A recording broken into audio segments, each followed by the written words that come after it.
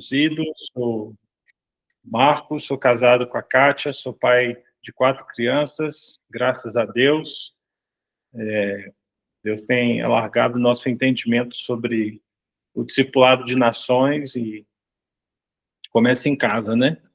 Então, a gente tem o privilégio de discipular 4 filhos e moro aqui no CCR, no Paraná, e tem sido um privilégio servir ao Senhor e fazer parte dessa comunidade.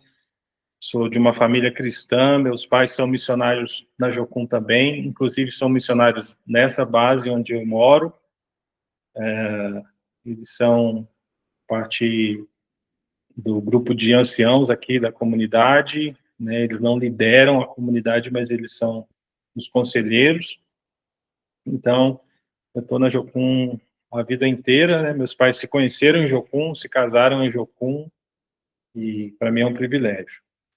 Então, vamos direto para o assunto. Eu não avisei o Igor, mas eu quero ser bem sucinto, não quero me estender muito. Então, se eu acabar um pouquinho antes do previsto aí, você me perdoa, mas eu espero que eu vou ser breve. Encontrando propósito e significado no serviço a Deus e ao próximo. O que mais me chamou a atenção aqui, nesse título, é significado. É uma palavra que tem me chamado muito a atenção. Por quê?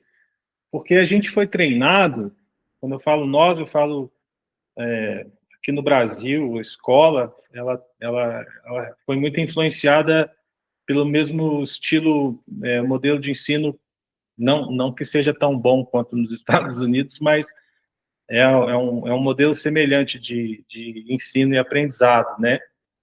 Que vem do iluminismo, né? E que foi um movimento que aconteceu na Europa, quando a igreja perdeu influência, né? E se deixou levar, né? Se tornou a religião oficial de Roma também, né? Então isso abriu portas para muita coisa, né? Muita coisa, muito ensinamento, muita filosofia pagã, e a igreja perdeu influência, perdeu espaço, perdeu credibilidade, né? E com isso surgiu esse movimento na Europa, que é um ceticismo muito grande, né? Em virtude dos abusos da igreja, né? Em relação àquilo que é espiritual, em relação àquilo que é de ordem sobrenatural, se levantou esse movimento que passou a rechaçar qualquer coisa que não possa ser medido, que não possa ser tocado, que não possa ser apalpado, que não passa pelo sensorial, né? Então, esse movimento influenciou muito a maneira das pessoas estudarem, a maneira das pessoas aprenderem, a maneira das pessoas se relacionarem com o conhecimento. Então, quando a gente traz essa influência para as escrituras, ela não tem serventia, porque a gente foi treinado a pensar de uma forma modelada pelo iluminismo, né? Então a gente olha tudo a partir daquilo, de como as coisas funcionam, né? E na Bíblia, a principal ordem é o significado mesmo das coisas, né? Então, significado, encontrar significado, dar destino, definir significado para as coisas é parte da nossa vocação mesmo, né? Como portadores da imagem de Deus, né? Essa é a essa é uma das nossas principais atribuições enquanto vivemos aqui na Terra, né? Deus, Deus pegou o homem, tirou ele, né? Juntou barro e soprou nele fôlego de vida, e o homem passou a ser um ser vivente, né? Então, essa união da terra com o sopro divino, com o céu, produziu o homem. E é isso que nós estamos fazendo aqui também, Nós somos chamados para trazer o céu sobre a terra, né? Esse é o nosso propósito. E trazer o céu sobre a terra é trazer significado para as demais coisas. Nós entendemos o nosso próprio propósito, nós entendemos o nosso significado e nós passamos a dar significado para as demais coisas, né? Foi isso que Jesus ensinou quando ele ensinou a oração do Pai Nosso. Os discípulos chegaram para ele e falaram: Mestre, nos ensina a orar, né? A gente vê que você, né, você ora e conforme você ora, você faz as coisas e Deus atende, né? Você tem poder, você tem autoridade, nos ensina a orar. E aí Deus falou: tá bom. Jesus falou: vou ensinar vocês a orar. Quando vocês forem orar, orem assim: Pai nosso que estás nos céus, santificado seja o teu nome, venha a nós o vosso reino, seja feita a sua vontade, assim na terra como nos céus, né? E eu tenho perguntado para as pessoas, por onde eu ando, eu tenho perguntado para as pessoas, né? Eu não vou nem falar do texto todo, eu só queria me atentar para essas duas primeiras partes, né? Santificado seja o teu nome, e assim na terra como nos céus, né? Eu pergunto para as pessoas: de onde vem isso, né? A vontade de Deus feita na terra como é feita nos céus, né? Lá em Gênesis 1, a Bíblia começa assim, né? Ela começa falando assim: no princípio Deus criou os céus e a terra, né? Então, no princípio de tudo, os céus foram criados e também a terra. A terra era sem forma e vazia, e o Espírito de Deus se movia sobre a face das águas. E Deus disse: haja luz, e passou a ter luz. E Deus foi criando as coisas e dando significado para as coisas, né? E aí ele cria o homem e ele dá significado para o homem. O homem passa a ter significado porque ele é criado à imagem e semelhança de Deus.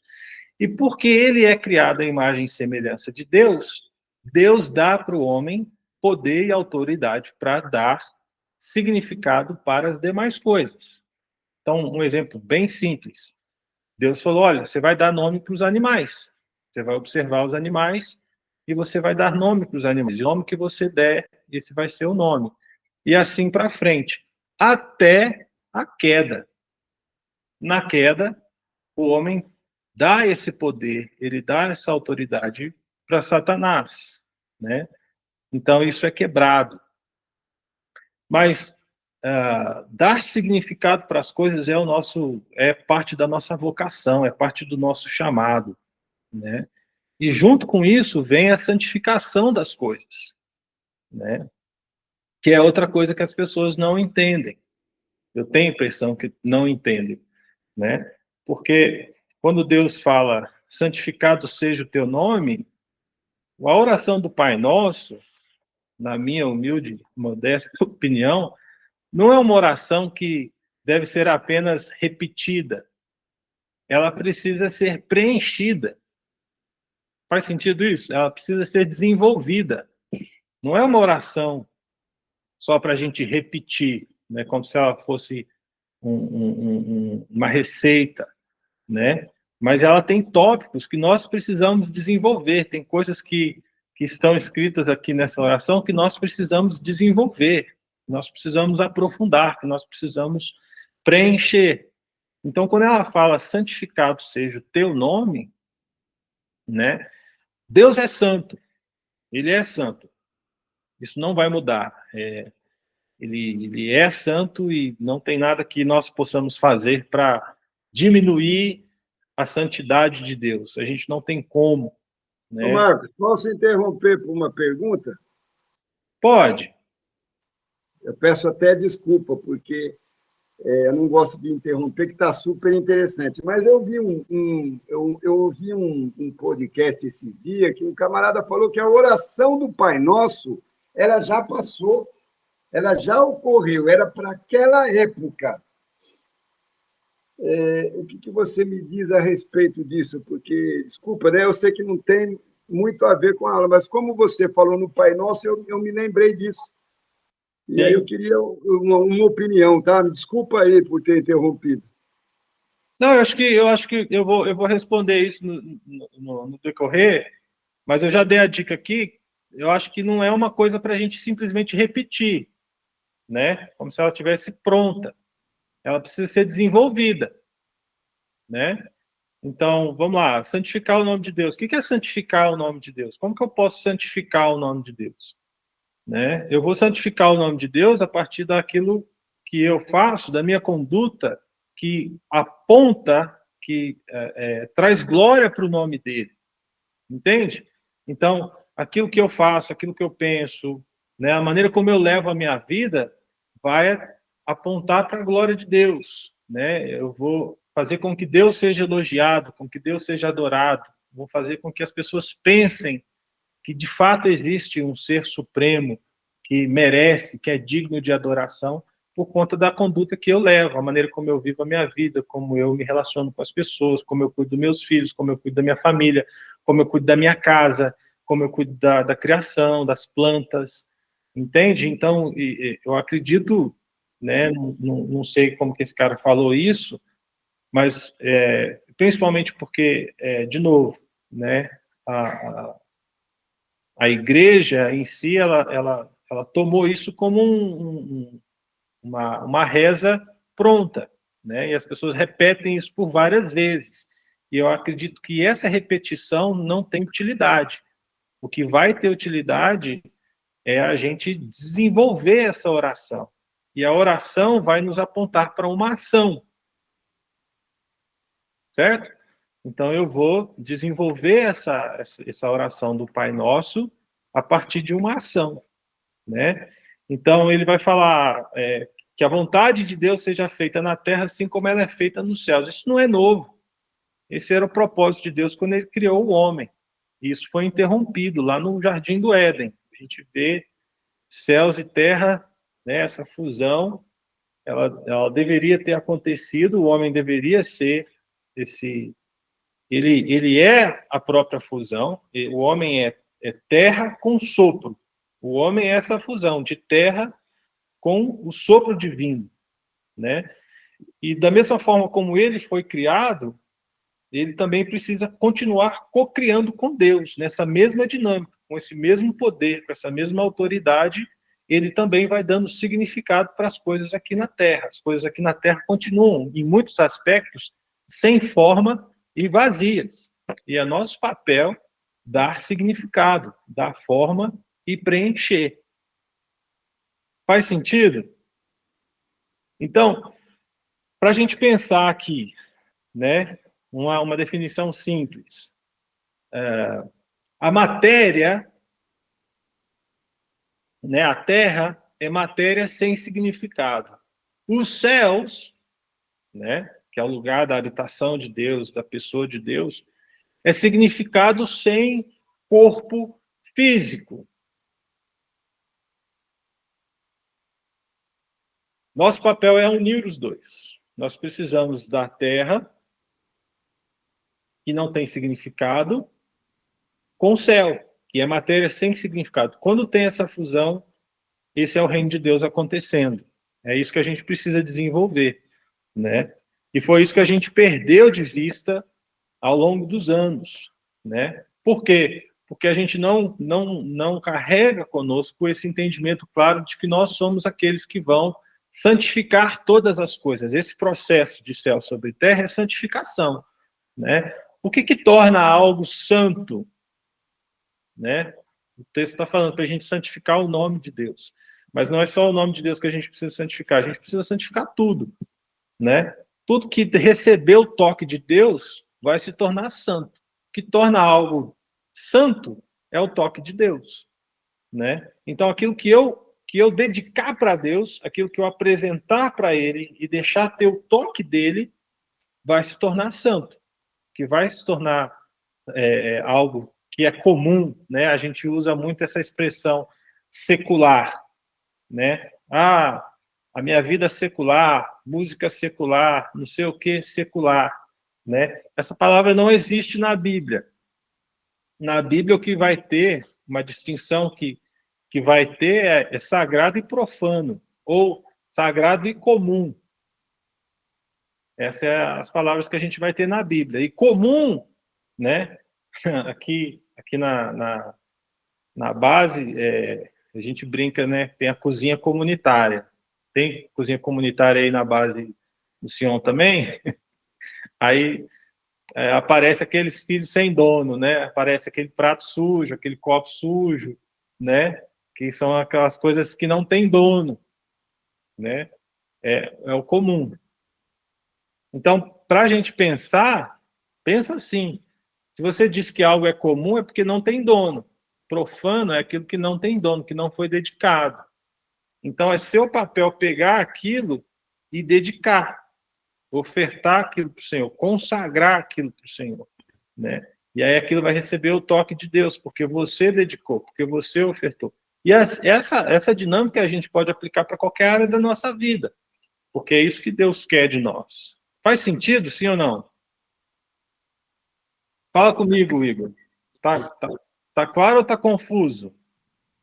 Faz sentido. Faz sentido? Lá atrás, quando a igreja perdeu influência sobre a sociedade, né? Porque ela se tornou a religião oficial do Império Romano, né? Então abriu margem para entrar muita coisa, né? Na reforma começou a ter alguns posicionamentos varredura, né? Mas eu lembro de ler um livro onde o São Tomás de Aquino esteve em Roma e o Papa mostrou o Papa em exercício. Dizem que foi o Inocêncio, eu não tenho certeza.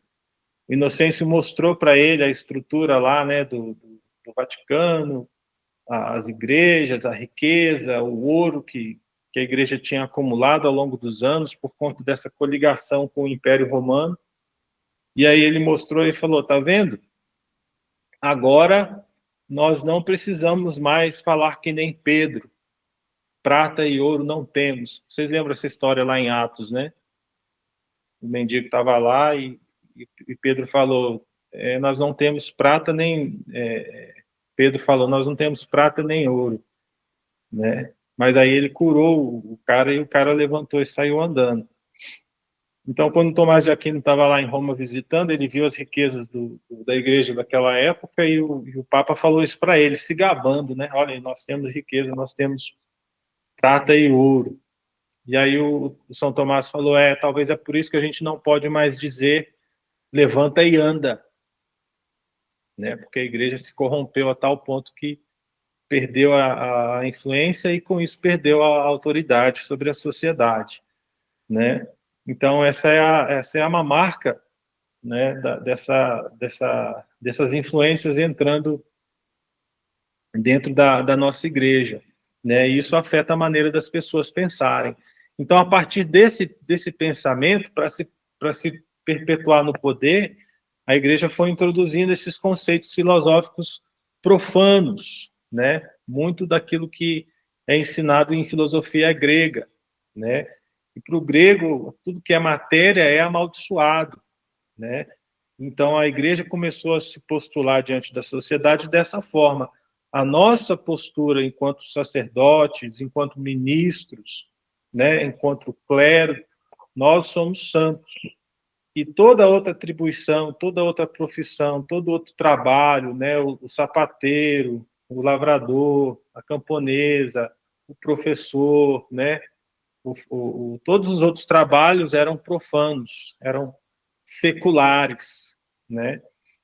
E isso não é verdade, né? Todo trabalho tem o seu valor, todo trabalho é para a glória de Deus, né? Não existe, não deveria ter essa dicotomia. Por que eu falo isso?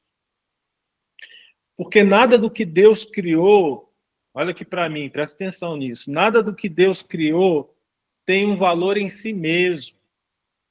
Tudo tem um valor porque Deus existe. Nada tem um valor autônomo. Nada é independente em si mesmo. Isso também é humanismo expressivo. É o que a gente está vendo hoje. As pessoas elas querem se apresentar na sociedade, né? Então, eu sou um homem no corpo de uma mulher, eu sou trans não sei o quê, trans não sei mais o quê, né? Eu me sinto um cachorro, eu me sinto... Vocês já viram isso, né? É porque é o indivíduo tentando encontrar a identidade a partir de si mesmo. Isso não existe, né? Nossa identidade, nosso significado estão em Deus. E é a partir de Deus que as coisas passam a ter valor e significado. Nada tem identidade autônoma ou independente, separado da vontade do Criador. Faz sentido isso, sim ou não? Dá um joinha aí. Em consequência disso, tudo deve ser interpretado levando em consideração a sua relação com o Criador. Então, tudo que a gente olhar, tudo que existe na criação, precisa ser visto a partir dessa relação com o Criador, precisa estar conectado, precisa estar ligado ao Criador. E se não está, é nosso papel conectar. Seja uma pessoa, seja um mendigo, seja uma criança, seja a criação, né? Aqui na base eu cuido do lixo. Sou eu que recolho todo o lixo da comunidade e levo lá fora para o nosso lugar de despejo. O caminhão passa e recolhe, né? Então, aqui na base eu sou conhecido como o cara do lixo, né? E a maneira como a gente cuida do lixo diz muito sobre a nossa perspectiva de reino, diz muito sobre a nossa cosmovisão, diz muito sobre a nossa perspectiva de eternidade, porque o lixo também é algo que nós precisamos dar destino, dar significado, né? Então, eu estou falando aqui de maneira muito ampla, muito geral, mas isso pode ser aplicado dentro do assunto que a gente está trabalhando, dentro desse seminário também. É só para a gente entender aqui. Faz sentido? Você acha que está ajudando, Igor? Fala comigo. Tá sim, meu amigo. Faz muito sentido. Então não pode ter separação, não pode ter dicotomia, né? Tudo é para a glória de Deus. A gente lê lá em João. Como é que João fala? João 1. João fala assim: no princípio era o Verbo, e o Verbo estava com Deus, e o Verbo era Deus, ele estava no princípio com Deus. Todas as coisas foram feitas por ele, e sem ele, nada do que foi feito se fez. Nele estava a vida, e a vida era a luz dos homens. A luz resplandece nas trevas, e as trevas não prevalecerão contra ela. Quando a Bíblia fala tudo, ela está falando tudo mesmo, né? Do passarinho, do gato, cachorro, periquito, plástico, petróleo, óleo, madeira, concreto, ferro, tudo, diamante, ouro, prata, tudo é dele. E é para a glória dele. Não pode, não vai escapar nada. Tudo vai ser restaurado, tudo vai ser redimido. Então, é uma perda de tempo se a gente não entende, se a gente não pensa dessa forma, e principalmente se a gente não vive dessa forma, né? Entendendo que tudo é para a glória de Deus, né? O Abraham Kuyper falava: não existe 1 milímetro sequer em todo o cosmos pelo qual Deus, que é soberano sobre tudo, não reivindique, é meu. Por isso que eu estou falando para vocês, nada tem uma identidade autônoma, tudo é dele para ele, né? Que nem vai falar lá em Colossenses também, Colossenses capítulo 1, acho que é o versículo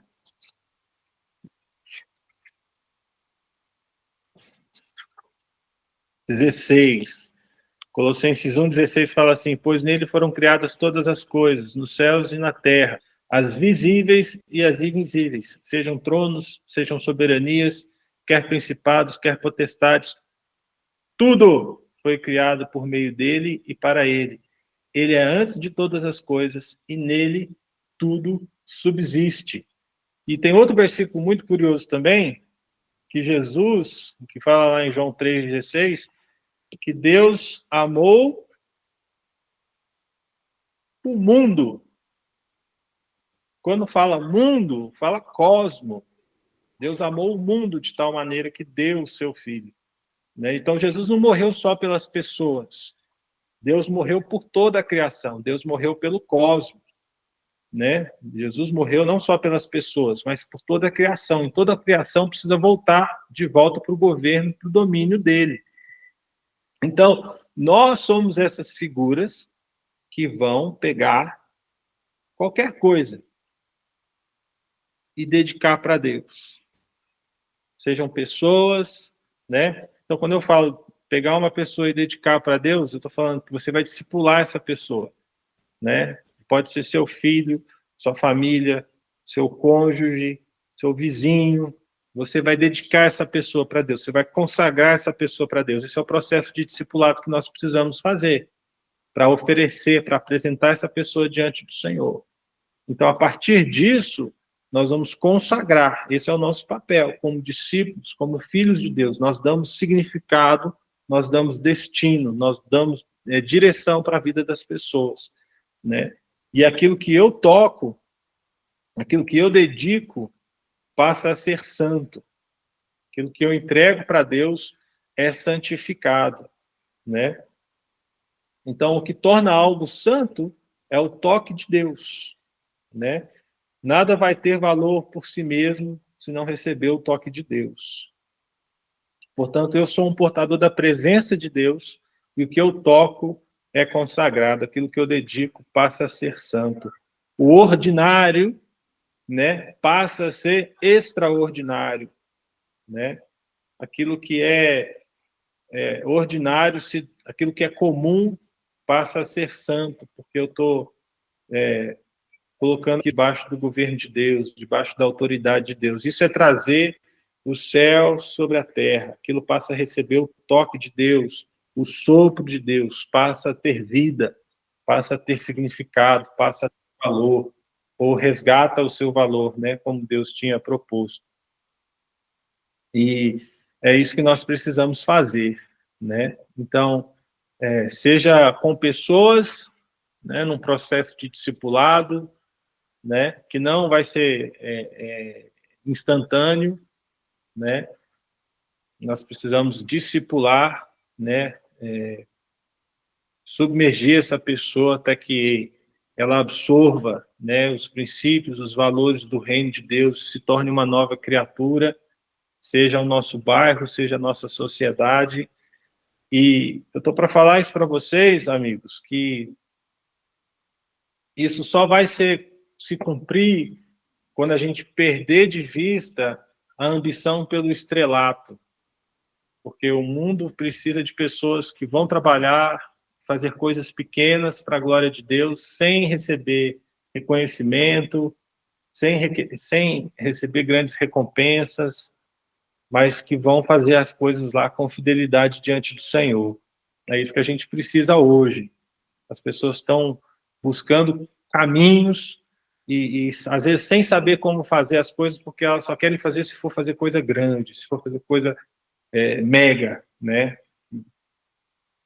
Vai atrair um número grande de pessoas e o trabalho pequeno, né, de longo prazo, o discipulado ali que é feito de forma sistemática ali, tranquilo, né? Por exemplo, trabalho com crianças, trabalho na comunidade, né? Essas coisas ninguém quer fazer porque não traz visibilidade, junto com isso não traz recurso, porque não tem reconhecimento. Então essas coisas as pessoas não estão querendo fazer. Mas são essas coisas que vão transformar a nossa sociedade, são essas coisas que vão transformar o ambiente onde nós estamos, são essa maneira de trabalhar que vai transformar o mundo. E é nisso que Deus está apostando, porque para isso precisa de amor. Deus aposta alto no nosso amor. É o amor de Deus que vai transformar o mundo. As pessoas estão buscando grandes coisas, porque quem sabe com grandes coisas Deus faz grandes milagres, né? E as pessoas estão sempre achando que Deus vai se impor, as pessoas estão sempre achando que Deus vai vir com autoritarismo de forma, né, coercitiva, né? A gente está vendo nosso cenário político hoje. Pode falar de política aqui, Igor? Pode. Faz um joinha aí. Eu falo, não fala de política, não. Mas eu percebi isso na minha própria vida, né? A gente olha para o cenário político, a gente fica meio frustrado, mas a verdade é que isso só denuncia o quanto a gente não trabalhou a gente não fez o trabalho de formiguinha. E às vezes a gente fica frustrado porque a gente e tem muito pastor fazendo isso. A gente está vendo cada vez mais o número de pastores, né, se candidatando a cargos públicos, porque eles estão perdendo de vista isso que eu estou falando com vocês aqui, né? Eles estão subindo para tentar impor.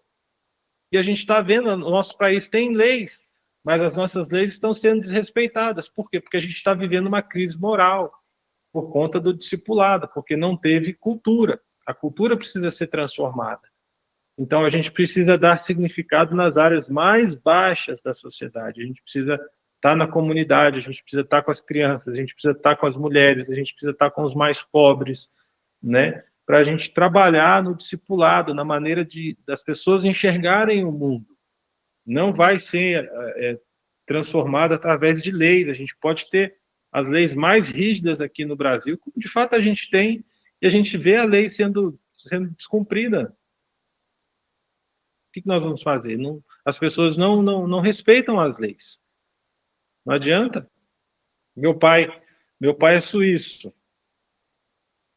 Meu pai foi lá para a Suíça e ele me mandou uma foto de uma Ferrari cravejada em diamante, estacionado na contramão, lá na Suíça.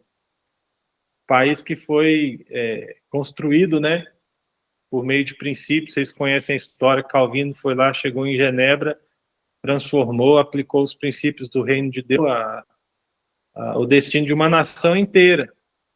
Mas ele não foi para a política, ele trabalhou nas áreas da sociedade, família, igreja, educação, comércio, colocando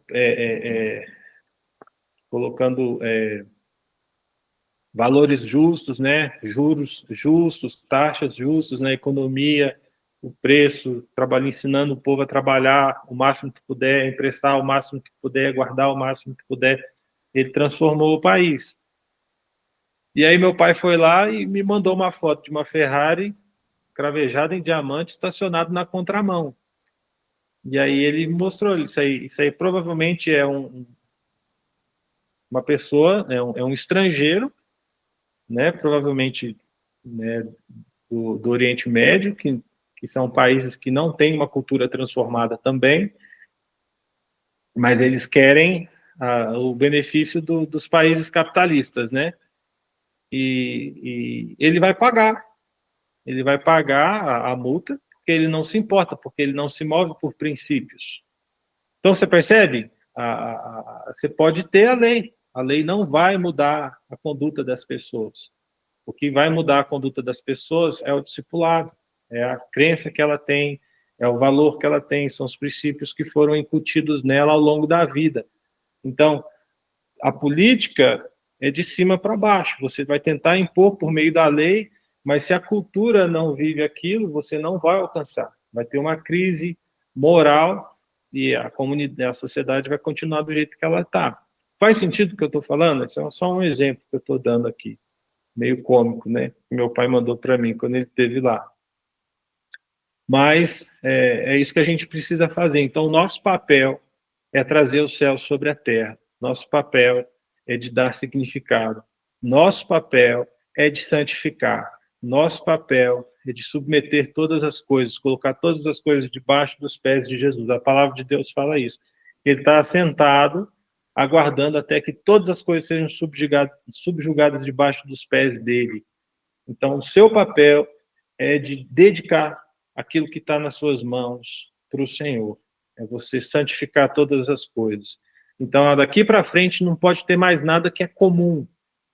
Tudo precisa ser para a glória de Deus. Tudo precisa ser dedicado para a glória de Deus. Você não vai mais falar, isso aqui é secular, isso aqui é profano. Não.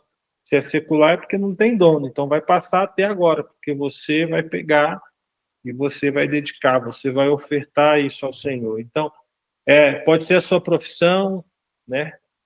Você trabalha e você precisa buscar conhecimento, sabedoria, discernimento em Deus para você entender como que você pode servir da melhor forma e santificar o nome de Deus por meio daquilo que você está fazendo, do seu trabalho, do seu dom, do seu talento, da sua habilidade, do conhecimento aplicado que você adquiriu, Enfim, tudo precisa ser para a glória de Deus.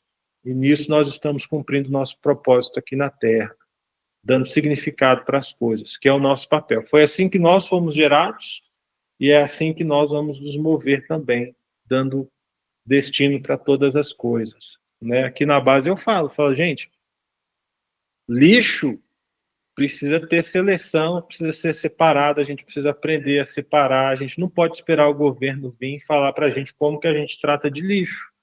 Nós é que somos os filhos de Deus aqui, nós que vamos ensinar o governo como cuidar do lixo, né? Porque a gente não vai varrer a sujeira para debaixo do tapete, né?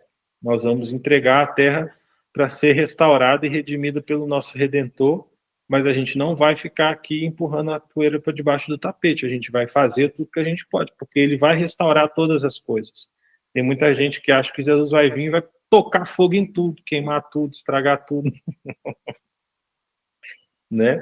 E não é isso que vai acontecer, não. Ele vai restaurar as coisas, ele vai continuar o nosso trabalho de redimir, de restaurar todas as coisas para a glória dele. Amém? Glória a Deus. Meu amigo, só tem uma pergunta. O que você acha desse assunto em detrimento do nosso mundo pós-moderno aí, esse ativismo? O que você acha, na sua perspectiva, que dificulta para o cristão a ter essa vida de significado no dia a dia dele? Quais são as coisas que você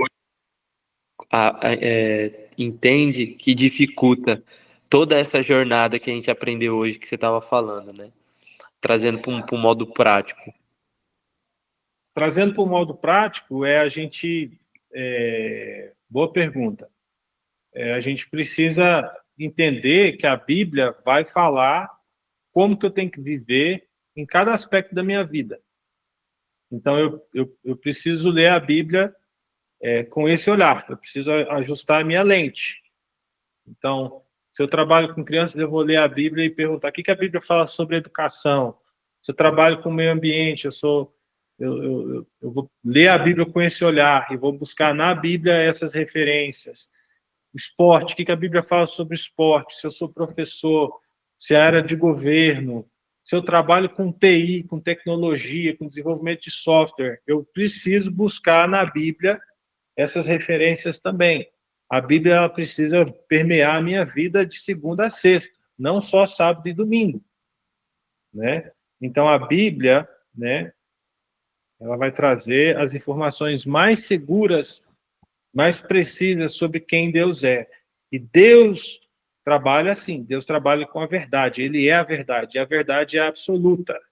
Então, ela vai influenciar todos os segmentos, todas as áreas. Então, eu não posso ter essa separação. É isso que eu queria falar aqui. Então, o nosso papel é esse, é de ir para a palavra de Deus e vasculhar. Ah, ninguém ensinou isso, eu não sei nada. Então, você vai ser o primeiro.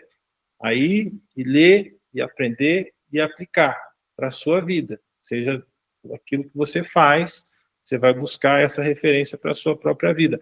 E não aceitar essas influências de fora. A gente precisa fechar a porta, né? Porque o que o diabo quer é nos distrair, nos persuadir, nos enganar. Então, a gente precisa estar sempre renovando a nossa mente, renovando o nosso entendimento. A gente não pode baixar a guarda, não. A gente não pode se deixar levar, não. Nós precisamos ser referência, nós precisamos ser a ponta da lança mesmo. Responde? Muito, muito, meu amigo. Ô, Marcos, também queria fazer uma pergunta. Rapaz, o que você falou é maravilhoso e a gente tenta viver isso. O problema é o seguinte, principalmente lidar com o público jovem. Não estou dizendo só ele, porque eu não sei se é só eu que vivo isso. Mas, veja bem, hoje em dia está difícil você tentar incutir tudo isso que você falou num ambiente, até mesmo dentro de casa, porque quem não segue a mesma fé, quem não vive o mesmo propósito que você, eles não estão nem aí. Os camaradas já acham que sabem de tudo qualquer coisa que você falar, eles vêm com um argumento que, assim, eu, como cristão, eu não gosto de ficar discutindo. E o que eles esperam ver de Deus, os milagres, os acontecimentos, principalmente as coisas materiais que eles querem ver de Deus, eles não estão tendo essa visão. Então, eu estou perguntando isso porque eu tenho essa dificuldade dentro da minha própria casa.